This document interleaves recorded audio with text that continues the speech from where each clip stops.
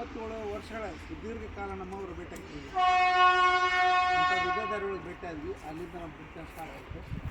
ಆನಂತರ ಅವ್ರಿಗೆ ನಾವು ಹೇಳಿದ್ವಿ, ಮರ ಎಲ್ಲಿದ್ರು ನೀವು ಇಷ್ಟು ದಿನ ನೀವು ಮೊದಲೇ ಭೇಟಿಯಾಗಿದ್ರೆ ನಮ್ಮ ಊರಾಗ ನಾವೆಲ್ಲ ಇದನ್ನ ಬೆಳೆದು ಇನ್ನೂ ಭಾಳ ನೆಮ್ಮದಿಯಾಗಿರ್ತಿದ್ವಿ, ಯಾವುದೇ ಖರ್ಚಿಲ್ಲಂಗೆ ನಾವು ಭಾಳ ಚಂದ ಜೀವನ ಮಾಡ್ತಿದ್ವಿ ಅಂತ ಈಗೂ ಸಹಿತ ನೆನೆಸ್ಕೊತಾ ಇದ್ದೀವಿ.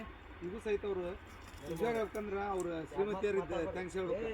ಯಾಕಂದ್ರೆ ಇವರು ಯಾವಾಗ ಮನೆಗೆ ಹೋಗ್ತಾರೋ ಯಾವಾಗ ಮುಟ್ತಾರೋ ಗೊತ್ತಿಲ್ಲ, ಒಟ್ಟು ಗಿಡ ಬಂದವು ಅಂದ್ರೆ ಎಲ್ಲನೂ ಮುಟ್ಟಿಸಿ ಎಲ್ಲನೂ ಅವ್ರನ್ನ ಮೇಳು ಮಾಡಿ ಹೋಗ್ತಾರೆ, ಯಾವಾಗ ಹೋಗ್ಬಿಡ್ತಾರೆ. ಮಾಡಿ ಒಂದಿನ ಇವ್ರು ಕಸಪ್ಲಿ ಇವ್ರು ರಾತ್ರಿ 10-11ಕ್ಕೆ ಹೋಗಿ ಮನೆಗೆ 10-11 ಲೆಕ್ಕಕ್ಕಿಲ್ಲದ ರಾತ್ರಿ 1 ಗಂಟೆಗೆ 2 ಗಂಟೆಗೆ ಹೋಗಿರ್ಬೋದು. ಅದಕ್ಕೆ ಮತ್ತು ಕಂಪ್ನಿಯಿಂದ ನಾವು ಮಂಡ್ಯಕ್ಕೆ ಹೋದಾಗ ನಮಗೆ ಜ್ಞಾನೋದಯ ಆಯ್ತು. ನಾವು ಜಮೀನ್ದಾರ ಅನ್ಸ್ಕೊಂಡೇವಿ, ಇಲ್ಲಿ ಕುರಿಗಟ್ಲೆ ಮಾತಾಡ್ತೇವೆ, ಅಲ್ಲಿ ಗುಂಟೆಗಟ್ಟಲೆ ಮಾತಾಡಿದ್ರು ಅವರೆಲ್ಲ. ಮತ್ತು ಅವ್ರ ಜೀವನ ಸ್ಟೈಲ್ ಎಷ್ಟು ಚಲೋ ಐತಲ್ರಿ, ಭಾಳ ಅಗದಿ ಆನಂದಮಯ ಜೀವನ ಕಳೀತಾರೆ ಅವರು. ಕಡಿಮೆ ಕ್ಷೇತ್ರ ಇದ್ರೂ ಭಾಳ ನೆಮ್ಮದಿ ಜೀವನ ಐತೆ ಅವ್ರದ್ದು. ಅದಕ್ಕೆ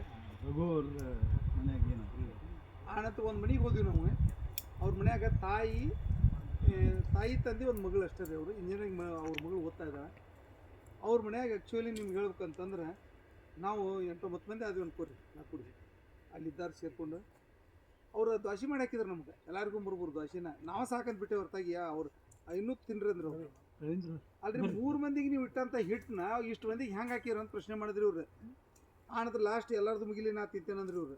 ಆನಂತರ ಹೇಳಿದ್ರು ಅವ್ರು, ಇಲ್ರಿ ಇನ್ನೂ ಹಿಟ್ಟು ಐತದ ಅಂತ ಹೇಳಿದ್ರು. ಹೆಂಗೆ ಅಂತ ಕೇಳಿದ್ರು ಅವ್ರು. ನಮ್ಮ ಮನೆಯಾರು ಯಾರನ್ನಾರು ಕರ್ಕೊಂಡು ಬಂದೇ ಬರ್ತಾರೆ, ಹೀಗಾಗಿ ನಾವು ಯಾವಾಗಲೂ ರೆಡಿ ಇಟ್ಟಿರ್ತೀವಿ, ಜನರಿಗೆ ನಮ್ಮದು ಪ್ರೀತಿಯಿಂದ ನಾವು ಮಾಡಿಸೋದ ಒಂದು ನಮ್ಮ ಸೇವೆ ಅಂತ ತಿಳ್ಕೊಂಡೇವಿ ಅಂತ ಭಾಳ ಖುಷಿಯಿಂದ ಹೇಳಿದ್ರು. ಅದನ್ನೆಲ್ಲ ನೆನೆಸ್ಕೊಂಡ್ರೆ ನಮ್ಗೆ ಅನಿಸ್ತೈತಿ ನಾವು ಎಷ್ಟೋ ನಾವು ಅವ್ರ ಮನ್ಯಾಗ ನಾವು ತಿಂದು ಬರೋಕ್ಕಾರೆ ಪೂರ್ವಜನ ಪುಣ್ಯ ಪಡೆದವಂತ. ಅವ್ರು ಯಾರು ನಮ್ಗೆ ಸಂಬಂಧ ಇಲ್ಲ. ಪಾಡ್ಲಿ ಸರ್ ಅವ್ರಿಗೆ ಹೆಲ್ಪ್ ಮಾಡಿದ್ದಕ್ಕೆ ಇವ್ರ ಮೇಲೆ ಎಷ್ಟು ವಿಶ್ವಾಸ ಅಂದ್ರೆ ಒಬ್ಬ ದೇವ್ರು ಬಂದಂಗೆ ಅಂತ ತಿಳ್ಕೊಂಡು ಭಾಳಷ್ಟು ಗೌರವ ಕಂಡ್ರೆ. ಮತ್ತು ಇನ್ನೊಂದು ಅಲ್ಲಿದೊಂದು ನಾನು ಆ ಮನೆ ಒಳಗೆ ಒಂದು ವಿಶೇಷ ಕಂಡೆ. ನಾನು ಹೊರಗೆ ಆಡು ಕಟ್ತಾರೆ ರೀ ಹಗಲೊತ್ತಿನಾಗ, ಅವಕ್ಕೆಲ್ಲ ಇದನ್ನು ಕಟ್ತಾರೆ, ಇದು ತಪ್ಪಲ ಸುಲ್ಕೊಂಡು ಹೋಗಿ ಕಟ್ತಾರೆ. ರಾತ್ರಿ ಒಂದು ರೂಮ್ ಹಿಂಗೆ ತೆಗೆದು ನೋಡಿದ್ವಿ ನಾವು, ಇದು ಬೆಡ್ರೂಮ್ನ ಅಂತೇಳಿ. ಅವಾಗ ಅನಿಸ್ತದೆ ಹಾಕಿದ್ದು ಅದಕ್ಕೊಂದು ಹೊರಗಾದ್ರೆ ಡೋರ್ ಐತಿ, ನೋಡಾಕಿ ಅನ್ನಿಸ್ತೈತೆ ಒಳಗಿನ ಸೈಡ್ಲಿಂದ ಒಂದು ಜಸ್ಟ್ ಒಂದು ರೂಮ್ ಇರ್ಬೇಕು ಅಂದ್ಕೊಂಡಿದ್ದೆ ನಾನು. ಅವಾಗ ಅನ್ನಿಸ್ತಿ ಅವರು ಆ ಆಡು ಮತ್ತು ಆಕಳ ಮೇಲೆ ಜೀವನ ಕಳೀತಾರೆ ರೀ. ಆ ಹೊಲ್ದಾಗ ಬಂದಂಥ ಈ ಗಿಡಗಳನ್ನು ಮಾರಿ ಅವರು ತಮ್ಮ ಮಕ್ಕಳು ಉನ್ನತ ವಿದ್ಯಾಭ್ಯಾಸ ಮಾಡಿಸ್ಯಾರ. ಅದನ್ನು ನೋಡಿ ನನಗೆ ಭಾಳಷ್ಟು ಖುಷಿ ಅನಿಸಿ ಮತ್ತೇನು ವಿಚಾರ ಮಾಡಿದ್ದೆ ಅಂದ್ರೆ, ನಾನು ವರ್ಷಕ್ಕೆ 4 ಎಕರೆ ಹಚ್ಚಿದ್ದೆಲ್ಲ, ಇವು 10 ಎಕರೆ ವರ್ಷಕ್ಕೆ 10 ಎಕರೆ ಹಚ್ಚಿಬಿಟ್ಟಿವಿ ಅಂದ್ರೆ ನಾವು. ಮತ್ತು ಸಾಮಾನ್ಯವಾಗಿ ಒಂದು ಸರಾಸರಿ ಒಂದು ಲೆಕ್ಕ ಸಿಕ್ಕೈತಿ ಏನಂದ್ರೆ 5-6 ಲಕ್ಷ ರೂಪಾಯಿ ಇದ್ರೊಳಗೆ ಮುಟ್ಬೋದು ಅಂತ ತಿಳ್ಕೊಂಡು ನಾವು ಸರಿಯಾಗಿ ಕಾಳಜಿ ಮಾಡಿದ್ವಿ. ಅದ್ರಾಗ ವಿಶೇಷ ನಾವು ಮಲಪ್ರಭಾದಾಗ ಏನು ಇಲ್ಲಿ ಕಾಲುವೆ ಇದ್ದಂಥ ಜಮೀನ್ದಾರದೇವಲ್ಲ ನಾವು.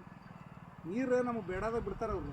ಬೆಳೆ ಇದ್ದಾಗ ನೀರು ಬಿಡೋಂಗಿಲ್ಲ ಅವ್ರು, ಬೇಡದಾಗ ಬಿಟ್ಟಿರ್ತಾರೆ. ಈ ಗಿಡಗಳು ಬೇಡದಾಗ ಹಾಸ್ಕೊಳ್ಳೋದು ಭಾಳ ಅನುಕೂಲ ಐತಿ. ಅಂದ್ರೆ ಈ ಬೆಳೆಗೆ ಪೂರಕವಾಗಿ ನಮಗೆ ನೀರನ್ನು ಬಿಡ್ತಾರೆ ಅಂತ ಹೇಳಕ್ಕೆ ಬಯಸ್ತೀನಿ.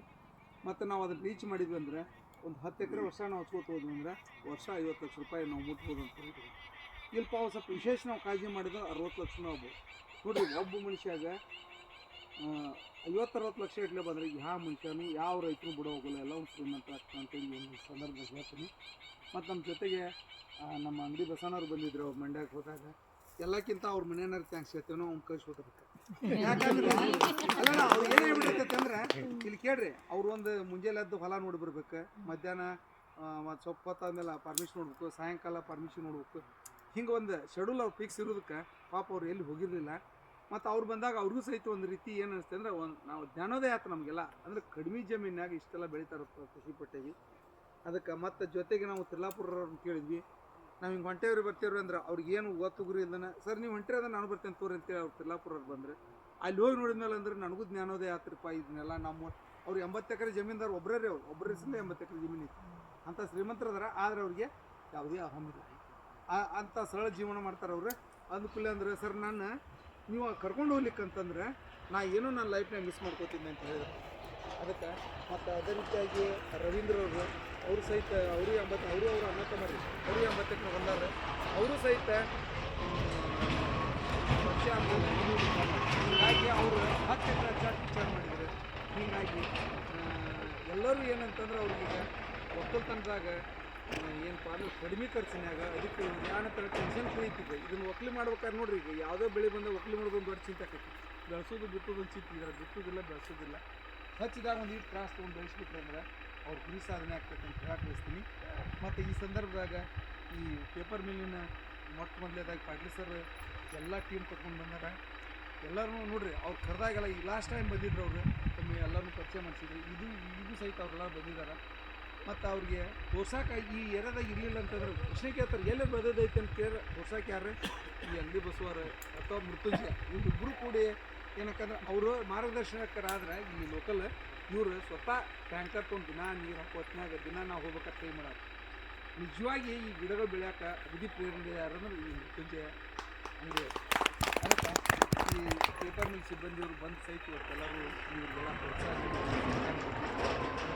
ಎಲ್ಲರಿಗೂ ನಮ್ಮ ವಿದೇಶದಿಂದ ಬೆಳಗಾರ ವತಿಯಿಂದ ಅಂದ್ಕೊಂಡು ಎಲ್ಲರಿಗೂ ಸಹಿತ ಎಲ್ಲರಿಗೂ